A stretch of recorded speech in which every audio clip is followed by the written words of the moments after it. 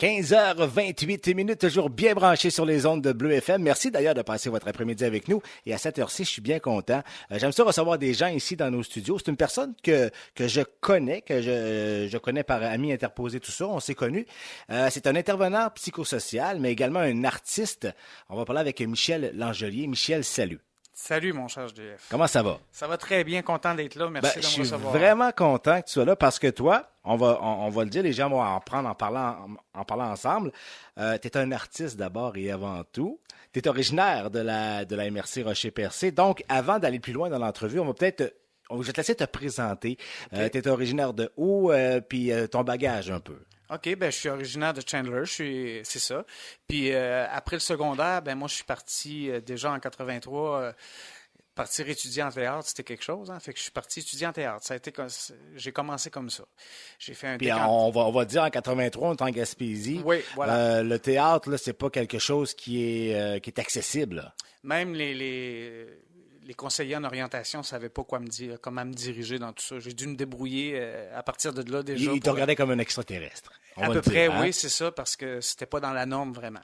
Fait que j'ai passé des auditions, je me suis déplacé 2 fois à Montréal, puis bon, voilà, j'ai été accepté, puis j'ai fait mon DECLA. Par la suite, j'avais des cours de mouvement, qu'on appelait des cours de mouvement à l'époque, là. Puis moi, ça arrivait à l'occasion qu'on faisait un petit peu de ballet jazz. Fait que moi, j'aimais beaucoup ça. Et le professeur de danse, de mouvement qu'on avait à l'école de théâtre, a dit, me semble, je te verrais faire de la TV, J'ai dit, OK, où dois-je aller? Elle dit, va passer une audition chez Louise Lapierre. Puis elle a travaillé avec Nathalie et René Simard à l'époque, fait que c'était gros. Fait que je suis allé auditionner là, j'ai été pris. Et voilà, ça n'a pas été facile parce que moi, j'arrivais à 21 ans, je suis sorti d'une école de théâtre avec des petits jeunes de 14-15 ans de l'école privée qui dansent depuis l'âge de 5-6 ans. Et moi, le gars de 21 ans qui décide, moi, je vais faire de la TV un jour. Bon, bref, ça a fonctionné. J'ai travaillé fort, puis de fil en aiguille, ça s'est mis à fonctionner. Je suis allé travailler à Toronto aussi 3 ans, à Canada's Wonderland, dans des revues musicales qu'on faisait. C'était 5 à 6 shows par jour. Fait qu'en 3 ans, j'ai fait comme 1500 shows. Fait que quand je suis revenu de ça, j'étais comme prêt là, à foncer dans le métier à Montréal. Puis voilà, j'ai travaillé dans ce métier-là jusqu'en 2002. Puis à la fin de mon parcours artistique à Montréal, j'étais beaucoup plus dans les revues musicales. Fait que là, je me suis promené pas mal à travers le monde dans les casinos. Des revues musicales. On parle à travers le monde, on est sorti du Canada, on était en Europe et tout ça. Oui, j'ai fait des tournées pour les Forces armées canadiennes aussi. J'ai fait comme 25 pays à plusieurs reprises. Là. D'accord. Fait que voilà, puis je suis revenu ici en 2003. Je raconterai pas le pourquoi, on l'explique dans le spectacle, mais dans le fond, c'est une rupture professionnelle. Je vais le résumer comme ça. Je suis revenu ici pour me soigner un peu. Puis là, j'ai décidé de rester ici. J'avais du soutien, tout ça. Puis là, j'ai ouvert mon école de danse ici que j'ai eue pendant 3 ans. Puis après ça, après 3 ans, j'ai eu vraiment l'impression d'avoir fait le tour, oui. Le tour du carré de sable, comme on disait. Puis moi, j'aime pas me répéter. Fait que, en ayant eu des difficultés personnelles, en ayant eu des suivis, tout ça, j'ai dit, mon Dieu, il me semble que je pourrais faire quelque chose avec ça. Puis c'est là que, de fil en aiguille, que j'ai dit, moi, je m'inscris en travail social au Cégep à Gaspé. Fait qu'en 2010, à l'âge de 43 ans, j'ai fait mon DEC en travail social à Gaspé. Je suis revenu, j'ai terminé, je travaillais fort, j'ai été engagé par le CLSC tout de suite après. Puis là, c'est ça, il y a eu 3-4 ans. Puis là, je commençais à m'ennuyer. Mon petit 8-4, ou 8-5, peu importe. Je me disais, mon Dieu, est-ce que ça va être ça juste ma vie? Et là, mon médecin de famille qui arrêtait pas de me dire, là, franchement, Michel, arrête de te penser plus vieux que t'es un artiste. Ah, j'ai dit, super, OK, je me suis acheté un piano parce que j'ai oublié de vous dire que j'ai étudié en piano pendant 12 ans. Fait que j'ai acheté le piano, puis là, de fil en aiguille, l'artiste a repris sa place tranquillement. Et de là est venue l'idée d'unir le travailleur social, si vous voulez, l'intervenant psychosocial avec l'artiste. Ça a parti d'un projet conférence, puis là, après ça, justement, on est rendu où qu'on voulait aller. Ouais, c'est parce ça. qu'on est là pour parler de ça. T'as monté un spectacle. Donc, tu t'es décidé de faire un spectacle conférence. Donc, oui. Est-ce que tu peux expliquer un peu comment ça va fonctionner? Oui, d'abord, on aura la chance de parler de mes collaborateurs tantôt, j'imagine. Moi, c'est sûr que j'ai rencontré 2 personnes que j'avais en tête, que je nommerai plus tard. Puis eux m'ont dit, Michel, moi j'avais l'idée de faire une conférence, peut-être d'intégrer un petit peu de piano avec tout ça. Puis bon, quelqu'un m'a dit, Michel, je te connais, toi, vas-tu te contenter de cette formule-là? J'ai fait, bon, et voilà. Fait que tout ça pour dire qu'on s'est embarqué dans un gros spectacle. Une conférence spectacle, c'est parce que, dans le fond, le but de tout ça, c'est parti d'une idée de faire un petit peu du travail social de façon différente, d'atteindre plus de gens. Moi, j'aime bien parler devant le monde. Fait qu'il y avait ça que je voulais, dans un souci d'être plus efficace, de toucher le plus de gens possible. Fait que, dans le fond, ce spectacle-là, on va parler des vraies affaires. Hein? Le show s'appelle Vrai, dans le sens que on va se permettre de... Parce qu'être humain, hein, on vit tous des difficultés et tout ça. Puis avec tout ce qu'on voit aujourd'hui avec les médias sociaux, hein, on affiche le beau, nos belles photos dans le sud, à envoyer un spectacle. Fait qu'on va se permettre d'essayer du moins, d'aller derrière les façades qu'on projette comme être humain pour aborder finalement ce qu'à peu près tous les êtres humains vivent. Oui, parce que quand on regarde Facebook, on se dit, mon Dieu, que tout le monde va bien. Tout le monde va bien, c'est incroyable, c'est de toute beauté de voir ça. Mais moi, j'en vois des fois sur Facebook qui affichent leur bonheur, mais... Et voilà. Ça se peut qu'on les a en suivi au CLSC. Mais moi, je le fais. Là. Si je vais à Montréal, c'est sûr que je suis fier de me montrer quand il fait moins 10 ici. Ben là, c'est plus sûr qu'il se passe à Montréal. Mais bref, il y a 2 ans, moi, j'allais à Montréal. Je suis à plus 33 sur une terrasse. Moi aussi. C'est ça, ben oui, il faut le montrer. Mais dans le fond, c'est un show pour se donner l'occasion d'aller parler des vraies affaires humaines pour que les gens se sentent moins seuls. Est-ce qu'il y a de l'humour dans le show? Oui, c'est ça. Il y a de l'humour. On va être touché du moins je le souhaite, on va rire, on va pleurer peut-être, on va peut-être être un petit peu confronté, on va apprendre certaines choses.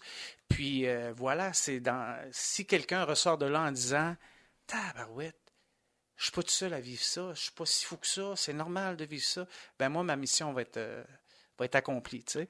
Puis au niveau artistique, j'intègre la danse, le théâtre et la musique.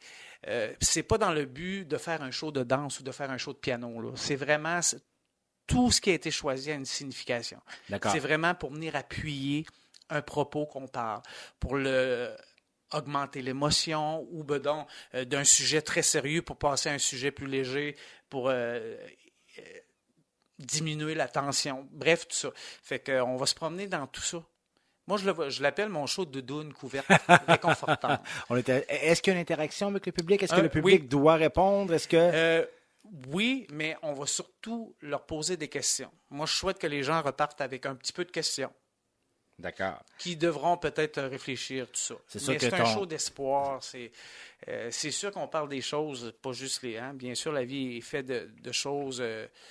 plaisantes et des fois difficiles. On va aborder tout ça, mais dans le fond, c'est qu'on souhaite que les gens repartent de là avec de l'espoir et de croire en ses rêves, de foncer, de faire les efforts qu'il faut. Ça vaut toujours la peine d'investir en temps, Voilà. Je suis content que tu parles de croire en ses rêves parce que... je l'ai dit avant, je te connais un peu autre que le travail. Et à un moment donné, tu as été cité dans un livre. Et toi, tu le savais pas, là. Non. Donc, toi, tu as influencé quelqu'un qui est maintenant, on doit dire, qui est rendu là, au top des humoristes au Québec. On va le nommer, c'est P.A. Méthode. Et tu l'as appris, il te l'a pas dit, il n'a pas été te voir. En lisant le livre, tu as appris que tu as influencé ce petit gars-là dans le temps. Mais avant ça, il y avait eu un article dans le Journal de Québec lorsqu'il était en nomination au Gala Juste pour rire comme révélation de l'année. D'accord. On faisait un portrait de lui, puis il parlait de moi que j'avais été un influence. Puis tu l'avais jamais rencontré, là? Ben non, pas du tout.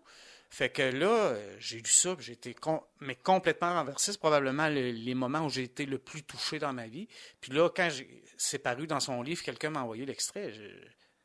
Je suis encore dépassé de tout ça, sans le savoir que des fois, lui, ça a changé le cours de sa vie, puis il me l'a dit, on s'est parlé par la suite, puis ça a eu une incidence, parce que c'est ça. Ben oui, ça y a permis de croire que, mon Dieu, c'est peut-être possible de faire autre chose que ce qu'on est habitué de faire, puis de vivre de quelque chose. Et ça, dans le spectacle, est-ce que tu expliques ça aux gens aussi? Garde, allez au bout de vos rêves. Est-ce que tu en parles des rêves un peu? Oui. Sans vendre le punch, là? Non, oui, ben c'est sûr qu'on parle de ça, mais je pense que la trame dramatique de ce spectacle-là, les gens, on n'a pas besoin de le nommer. Je pense que la détermination, l'investissement, de se donner dans ce qu'on fait, de croire en nos rêves, ça suit la trame du début à la fin, dans le fond. Et sur scène, Michel, est-ce que tu es tout seul du début à la fin? Eh oui, mon cher. Oui. 2h15 C'était-tu voulu? Ou oui, c'est voulu, ok. mais tu sais, on partait d'une petite conférence à 50 personnes, une petite heure, là. Là, on est rendu qu'un show de 2 heures, 2h15. Un show, et puis il y a 2 représentations. 2 représentations, puis bien sûr qu'on veut que ça perdure dans le temps. On va tout faire pour que ça s'exproprie, c'est ça? Je dis 2 représentations à Chandler. Ouais. Après ça, j'ai d'autres questions qui s'en viennent. Mais là, justement, ça, tu es seul sur scène, mais il y a des gens qui t'entourent là-dedans. Là. Oui. Oui, bien sûr. Il y a Daniel Wittom. Moi, j'avais 2 noms qui revenaient dans ma tête quand je pensais à ce projet-là. Puis, j'avais pas le guts de leur en parler. Mais je me suis levé. D'ailleurs, il faut que je raconte un incident. Tout ça a été provoqué par une entrevue que j'ai vue. Là, je raconte des punchs du spectacle, mais ça va être le dernier. Dans le fond, moi, j'ai vu Jean-François Mercier il y a 2 ans à l'émission Sucré-Salé.